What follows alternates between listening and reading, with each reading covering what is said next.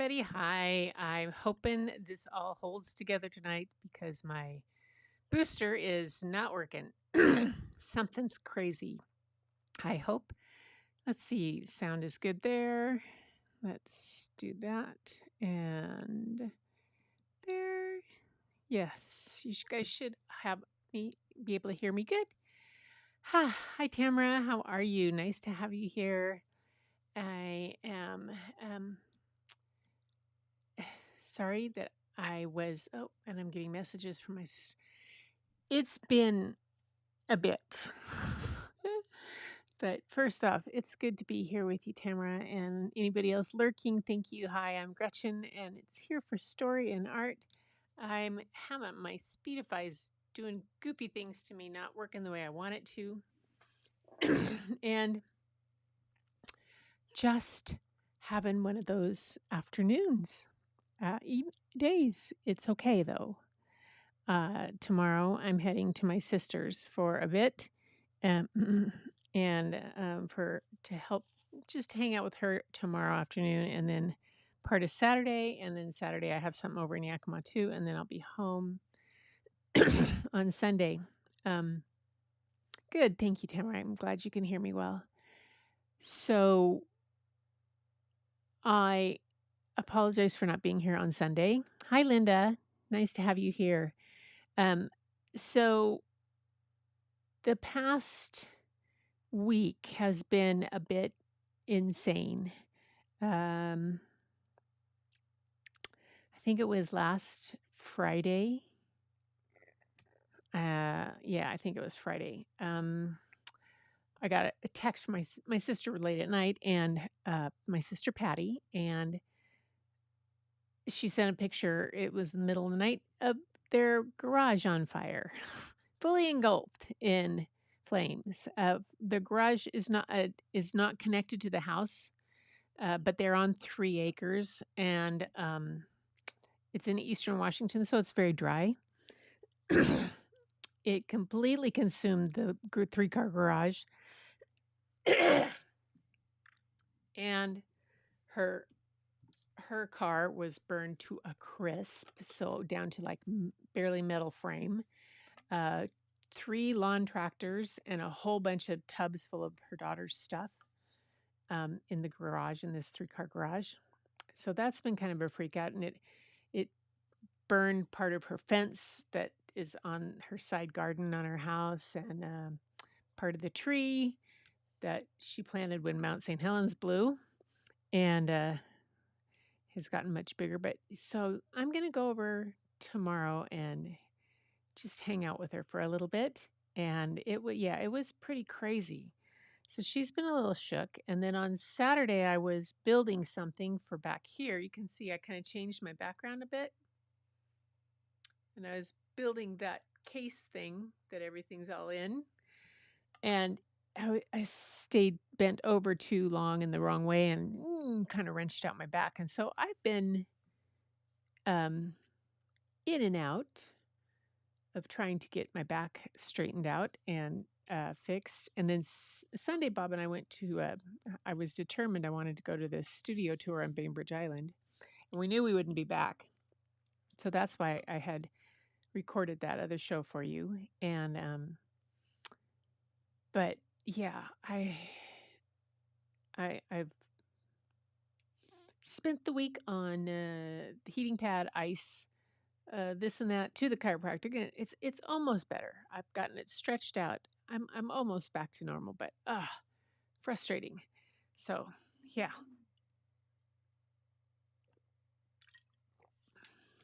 all kinds of stuff.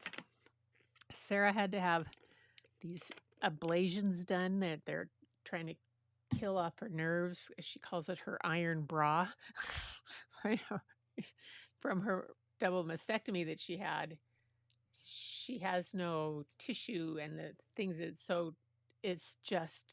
like rock hard, and it's very painful. So they're killing the nerves in the area so that she can not be in such pain. And the procedure to do it is pretty awful. She said them putting the numbing in was so it's been a week. So It's good to be here and to be able to share a story or two and just uh, take a moment to breathe and yeah, a lot no more for any of us, please. Exactly. Yeah, it's just whew. Yeah. And, and sometimes you have those days where everything just kind of feels like everything is just going through a sludge bucket. And that's kind of what today is. So I'm glad to be here with stories because I never feel like I'm in a sludge bucket when I have stories to read. But I'm going to pull this. Let's see. Let me take this over here. Smaller. And I'm moving a window so that I can see that in case things go crazy. So I have some books. I have a couple of books. Um, that's about what I have the energy for. Because I still haven't packed to go to Patty's tomorrow, and I have to drive tomorrow. And then Saturday is this reunion for Sunny and Linda at and I don't really want to go, but I need to because I just need to. It's important. It's important. Sunny's my youth director from when I was in high school and a whole lot, and he's having another reunion of the group that we were all in, and it's just it's an important one to be at, and um so I said I was going to come for it. I'm not going to do the singing. I'm not singing on Sunday. I will not. I don't want to. But yeah, just not where I am. Anyway, but I'm here for stories, and I'm babbling like a crazy person. So I went through looking for books to read, and I had some really gorgeous ones by Nicholas Smith, but they're serious and they're beautiful and they're wonderful. And one of them I really want to read. I think I'll read on Thursday. But tonight I needed something a little lighter, and so with all my whinging and complaining, it's fitting that the first book I'm going to start with is called The Sour Grape. Now, I had not checked it out yet, so I don't think I've read it to you, but it is it is one of our in the series of books that we've read. It's by Jory John and illustrated by Pete Oswald, and you'll recognize, the couch potato and all those ones that I've read. It is in that series. Hey, Lupe, nice to have you here. You want to hear some singing? I don't want to sing. No, anyway. No, yeah. Anyway, so here we go. Oh, how did that hop over there? I think it's getting in from. And my scene. So the book today, the first book, is called The Sour Grape. Movie audio. Okay, you guys can still hear me. Yes. The Sour Grape. And like I said, it's by Jory John and Pete Oswald. And it's a funny one. These are always so much fun. I'm a grape, a sour grape. Grr. If somebody upsets me, I'll remember it. If somebody wrongs me, I won't forget it. If somebody insults me, I'll never ignore it. Nope. See that banana over there? Well, that banana slipped and bumped into me, so I'm holding a grudge. See that orange? That orange didn't call me back for a week. Grudge. See that lime? That lime borrowed my scarf and never returned it. Grudge. I suppose I've got pretty thin skin for a grape. Nobody steps on this grape. Grrr. Granted, it wasn't always this way. I grew up in a close-knit bunch. There were about 3,000 of us in our little community. We were sweet to each other. You look nice today. Oh, so do you. No, you do. We all lived on a vine. Sure, it was a bit claustrophobic, especially when we were trying to get ready in the morning. Are you done in there? Come on. But my family was ripe with humor, goodwill, and warmth. We did our best with what we had. Are you going to finish that? My grandparents visited on weekends. We'd stroll in the sun and they'd teach us what they knew. They said that it takes a bunch to raise a seed. They said that good grapes roll their own way in life. They told us to be kind, forgiving, considerate, and grateful. Or grapeful, as my grandpa said with a wink. Above all, no matter what life throws at you, and there will be a lot, try to stay sweet, my grandma said. Indeed, we said in response. And for a while, I was the sweetest of the sweet. I said, please. I said, thank you. I brushed aside life's little annoyances. I knew how good I had it. Oops, no problem at all. But then one day, something changed in me. It was my birthday. I had rigorously and vigorously planned a big party for weeks. I sent out invitations with the date prominently displayed. Get this, I had a Ferris wheel, a magician, and hayrides. I had snacks upon snacks upon snacks. The highlight of the party, though, was a fireworks display, which would happen at sundown. I stood out front and waited for folks to arrive. I had a gigantic smile on my face. I waited. Everybody was a little late, it seemed. No big deal. No big whoop. So I waited. A tumbleweed rolled by. A coyote howled in the distance. The sun sank behind the hills. And I waited. Oh. Nobody showed up, and I mean nobody. By the time the fireworks show started, with me as the sole spectator, I was scowling. I considered everybody I invited, and only one thought came to mind. Grudge, grudge, grudge, grudge, grudge, grudge, grudge, grudge, grudge. After that, my personality became something else entirely. I went from a sweet grape to a bitter grape to a snappy grape. Who moved my chair? Finally, I became a sour grape. I started holding minor grudges that eventually became major grudges. Why don't you watch where you're going? I scowled so much that my face got all squishy. You know what? Don't even bother calling me back. I took my grumpiness out on others. Are you ever going to return my scarf? And that's how it's been. Day after day, week after week, month after month, grudge after grudge. But something happened recently that changed my thinking. I was getting ready to meet up with my friend Lenny, the only fellow I know who's as sour as I am. Lenny and I usually meet in the park and go to the park where we sit on a bench and rant about stuff. But just as I was heading out the door, I bumped my knee. After I bandaged myself, I discovered I had a flat tire. Ugh. And I missed the bus. And the next bus was late. Ugh. Finally, I got off at the wrong stop. By the time I arrived at the park, it was getting dark. Lenny was fuming and furious, with a frown and a furrowed forehead. His face looked all squishy.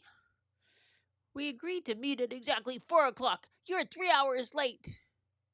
I tried to explain why I was so tardy, but Lenny wouldn't listen. He'd already made up his mind. He'd formed a huge grudge, and he wouldn't budge. I couldn't believe it. How unfair, I thought. How ridiculous, I thought. How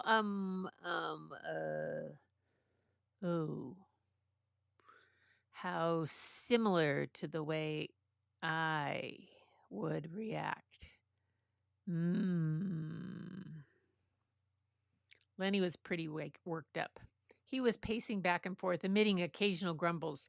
His tone was tart, so I gave him a little space. Besides, it was nice out. I noticed the sky changing colors, the melodic chirping of the birds, the evening breeze, the buzz of the park's insects coming alive at night, and I suddenly felt grateful and peaceful and calm. Had I been missing all of this simple beauty because I was too busy complaining? Meanwhile, old Lenny stormed off, muttering something about disrespect and lack of consideration. I'm pretty sure I heard him add a grr, too. I walked home. I pulled a dusty box out from under my bed, and there were old family photos inside. I spotted myself in one of the pictures. I was so sweet. I knew that little grape from the photo was still a big part of me deep down. It would just take some work to get back there again. And that was the exact moment I found the invitation I had sent out for my infamous birthday party, the one where nobody showed up. It said May 31st. But wait a minute. Wait a minute here. My birthday was on May 21st. Alas. I'd told everyone to come on the wrong day. It was my fault. I realized nobody's perfect. Not even me. After that day, I started noticing other things too, like how remaining sour all the time was so draining. It wasted so much energy holding grudges when I could have easily cleared the air if I'd felt hurt. And yes, I still get upset from time to time, but that's okay because now I talk and I listen and I work things out instead of just walking away. My sourness is fading. I'm letting go of all my grudges, and hey, it's working. Slip ups happen. I'm just glad you're okay. Ah, thanks. That scarf looks sublime on you. Why don't you keep it? Really? You're the best. Orange, you glad we got to catch up? I'm so grateful we did. Sure, sometimes I still let out a little grrr when I'm frustrated. Like this. Grrr. But then I move on. My face is less squishy, too. Oh, and don't worry. Things are okay with Lenny again. Gosh, sorry I'm late. You must be furious. No big deal, my friend. He's reading Grape Expectations. And you know what? If you look at things in the right sort of way, and if you remember to be kind, considerate, forgiving, and grateful, life can really be sweet. Yes, indeed. And that's the sour grape. Go back here. Yes. Oh, yay. So how you guys doing? Cameron. Grr. Sour grapes are you? I like the sweet ones. It's so cute. I know these. I love this series of books that they've done. I love grapes. Grapes and cottage cheese are one of my favorites, and grapes and just cheese. I love it. Grapevine. What a great story. Yeah, cute, fun book. I'm glad you liked it. All right. So the next one I have is about an unusual friendship, or well, it's kind of funny. It's just a simple. It's a new, kind of a newer book in a new kind of series that this author's doing. Let me see. It's by Maureen Fergus and Carrie Skookup. It's called Buddy and Earl. And Buddy and Earl. I love this little box here is a big hint. And the pictures are done in acrylic gouache on watercolor paper and then assembled in Photoshop. It was a rainy afternoon. Buddy was feeling bored and a little lonely. Suddenly, Meredith ran into the living room carrying a mysterious box. Meredith put the box on the floor. "Stay, Buddy," she said. "I'll be right back." Buddy concentrated hard on staying. Then he got an itch. And by the time he'd finished scratching it, he'd forgotten all about staying. He trotted over and peered into the box. Inside, there was a strange looking thing. Buddy stared at the thing. He wondered what it was. He sniffed and sniffed. "Maybe I should lick it," he thought. "Oh, maybe not." All at once, the thing began to snuffle and hiss and make funny popping sounds. "Ooh, it's alive," thought Buddy. "How exciting." "Hello," cried Buddy. "My name is Buddy." "Hello," said the thing in a muffled voice. "My name is Earl." "I see," said Buddy. "And what are you, Earl?" "I'm a race car," said Earl. Buddy studied Earl carefully. Then he said, "You do not have a steering wheel. You do not have wheels. I do not think you are a race car, Earl." "You're right," said Earl. "I'm not a race car. I'm a giraffe." Buddy thought about this. Then he said, "I'm pretty sure giraffes have long, graceful necks, Earl, and as far as I can tell, you have no neck at all." "Good point. I'm not a giraffe. I'm a sea urchin." This did not seem right to Buddy either. "You look like a sea urchin, Earl, but I do not think you are a sea urchin," he said. "You see, sea urchins are underwater creatures, and the living room is not underwater." "Well, there's obviously no fooling you, Buddy," said Earl, "so I'm going to tell you the truth." Slowly, Earl changed from a tight ball of prickles into a flattish, prickly thing with a face. "The truth is that I'm a talking hairbrush."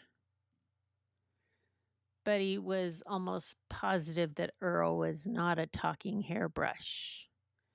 Before he could give voice to his doubts, however, Earl said, "And what are you, Buddy? Wait, don't tell me, let me guess."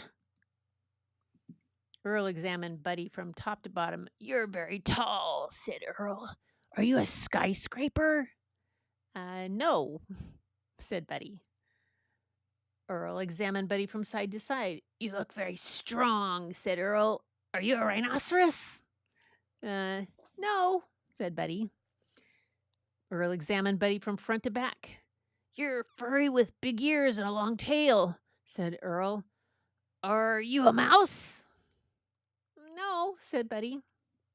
"I was joking," said Earl. "I know you're not a mouse. You're a pirate, just like me." "I am?" said Buddy. "Yes, and that is our pirate ship," said Earl. That is not a pirate ship," said Buddy. "That is a couch."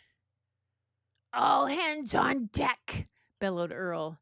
I'm not allowed on the couch," said Buddy.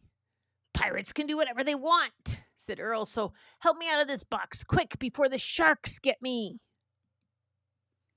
Well, Buddy did not want the sharks to get Earl, so he helped him out of the box, and Earl climbed aboard the pirate ship, and Buddy jumped up after him. "Uh-oh," said Earl, "we're heading into a storm." "Uh-oh," said Buddy. "Can you hear the wind howling, Buddy?" said Earl. "I can hear it, Earl," cried Buddy. "Can you feel the waves crashing down on us, Buddy?" shouted Earl. "I can feel them, Earl," shouted Buddy. And suddenly Earl lurched sideways. "Oh no," he gasped. "We've hit a reef."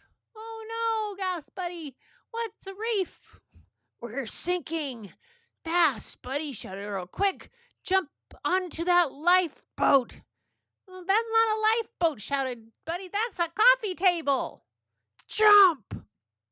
roared Earl, and Buddy jumped. Just then, Mom walked into the room. Buddy tried to look innocent as he slid along the deck of the lifeboat and toppled to the floor at her feet. "What's going on here?" cried Mom. "Don't panic. We're both fine," said Earl. "I gave orders to abandon ship." Mom didn't seem to hear Earl. "You know you're not allowed on the furniture, Buddy," she scolded. "That was my fault," admitted Earl. "I told him that pirates—" "And what have you done to poor little Earl?" asked Mom. "He's been a loyal and brave, the best first mate a pirate captain ever had," replied Earl. "Honestly, Buddy," grumbled Mom, "sometimes I don't know what gets into you." Mom put Earl in his box and put the box on the kitchen table. Then she went to look for Meredith. After she was gone, Buddy thought about how he didn't feel bored or lonely anymore. He thought about how Earl had taken responsibility for his part in their adventure. He thought about the nice things Earl had said about him. After he was done thinking, Buddy climbed up onto the kitchen table and looked into Earl's box. "I think I know what you are, Earl," he said. "What do you think I am, Buddy?" asked Earl. "I think you are a friend," said Buddy. "I think you're right," said Earl. And that's the first book in the Buddy and Earl adventures. Ah, that's a good one. I like these. They've been out a while, but it hadn't been in the library. It was a new book in the library. We all need an Earl in our life. Oh yes, we need Earl T-shirts. I need an Earl. Yay, that's a good one. I like that. Oh my goodness. Let's see. How am I doing? We're doing okay. I have one other one. One more. You ready for one more? Um, I don't this one I hadn't checked out either, but for some reason it looks familiar. Maybe I checked it out of the library, but it's a short one. It's called The Color Collector. I have two or Whippet Girls. This one's called The Color Collector, and it's by Nicholas Solis, and it's illustrated by Renia Metalino. Fancy long, hard last name. But it's not too long, but the illustrations are really beautiful because it starts out all in black and white, and you have to kind of look for the bits where the color appears in the story. It brings along The Color Collector. I like this end paper too.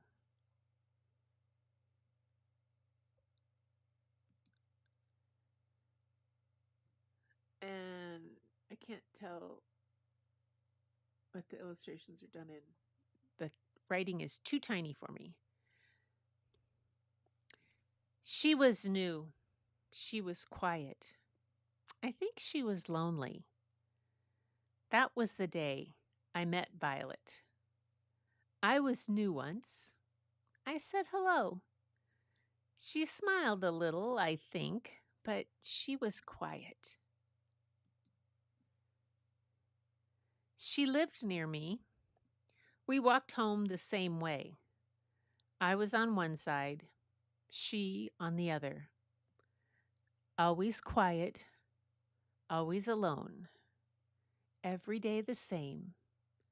Until one day, the day she picked something up. The wind blew strong. A red candy wrapper did somersaults. It landed at her feet. It hugged her shoe. Violet picked it up, the bright red wrapper. Then it was gone, disappearing into her backpack. She looked up. She looked at me, and she waved. Then her eyes went down and she turned the corner. She was always picking things up. I had never noticed before. Now it's all I see her do. Bright blue cookie wrappers, yellow pieces of paper, green bottle caps, red fall leaves, all disappearing into the gray backpack. One day on our silent walk home, I am not so silent. What do you do with it all? All of what? The wrappers and the trash and the leaves. Do you really want to know? Yes, please. Well, then follow me. Just a little farther, up one flight of stairs, then another and another. The heavy door creaks open. This is my room. Here in her room, the sun comes to shine. It reaches in and makes her glow. It makes her collection glow as well. Each brightly colored wrapper, piece of trash, and speck of leaf has a place on her walls. Her ceiling, her door, they are no longer forgotten bits blowing in the wind. Along her wall, they are one. They are her sky, her beach, her village. They are beautiful. We came here for a better life. I miss home, though. I miss the sounds and smells, and I miss the colors. I am sad that she is sad. It is beautiful, I say. She tells me stories about her sun, her ocean, her people. We sit and talk, then laugh, then talk some more. She is not so sad. She is not so alone. It feels good to be her friend. I say goodbye. She says goodbye. I'll see you tomorrow. It's true. She smiles and I smile. We smile the same. On my way home, the wind blows strong and cold. A bright red leaf falls at my feet. I pick it up and put it in my backpack.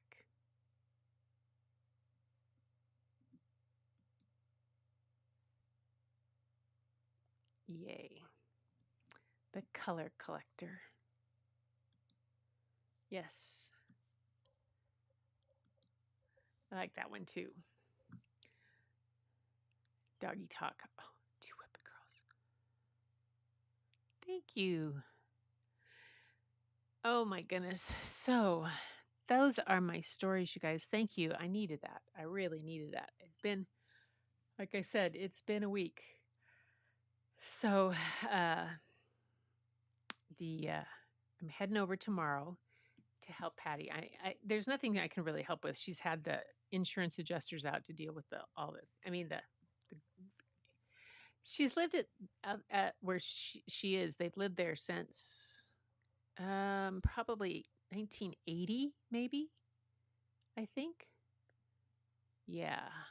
And um so and they're on 3 acres, and the garage was probably about, I'd say 50 feet from her house, maybe 50 feet, maybe 7 from him. But it's 3-car garage, and to completely tore. It was,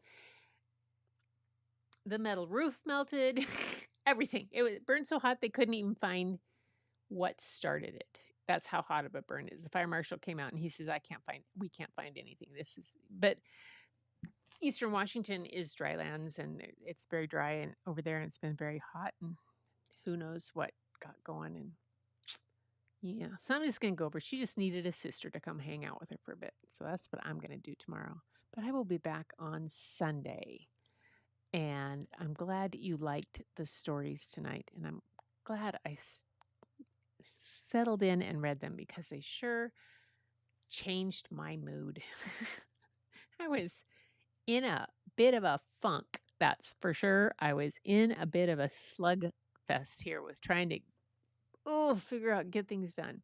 But I made it and I got it done. And this is fun. And to hang out with you guys, that's what makes it all good. So I will be back on Sunday night. Send your artwork in. I'm going to read The Artivist by Nicholas Smith.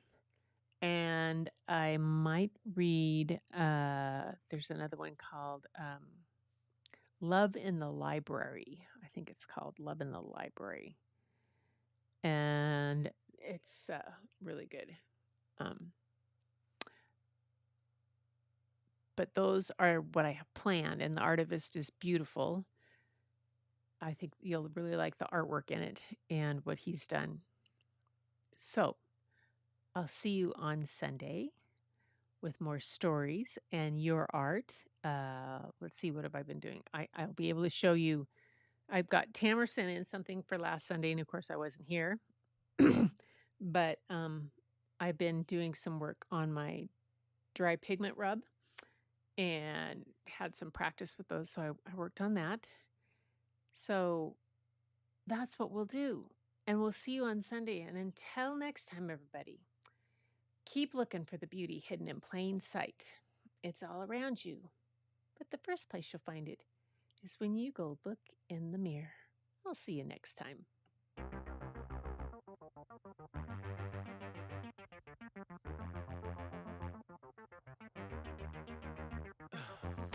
In the heat of the night, we could get lost in all the lights and sounds.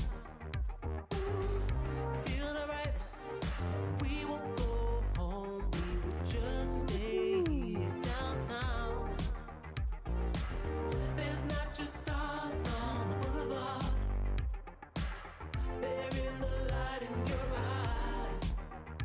Oh, we don't need no black cards, I just need you by my side. We could be shameless, famous, running cool, with a love that leaves us weightless. Ooh, drop dead gorgeous, wow. Ooh, you got me feeling starstruck too. We could be famous, we could be famous. You blow my mind, looking like a model, better than the usual. Yeah, you don't even try, not average or typical. I put you on a pedestal. There's not just stars on the boulevard, they're in the light in your eyes. Oh, we don't need no black cards, No yawning. I just need you by Yes, my I was side. caught yawning. We could be shameless,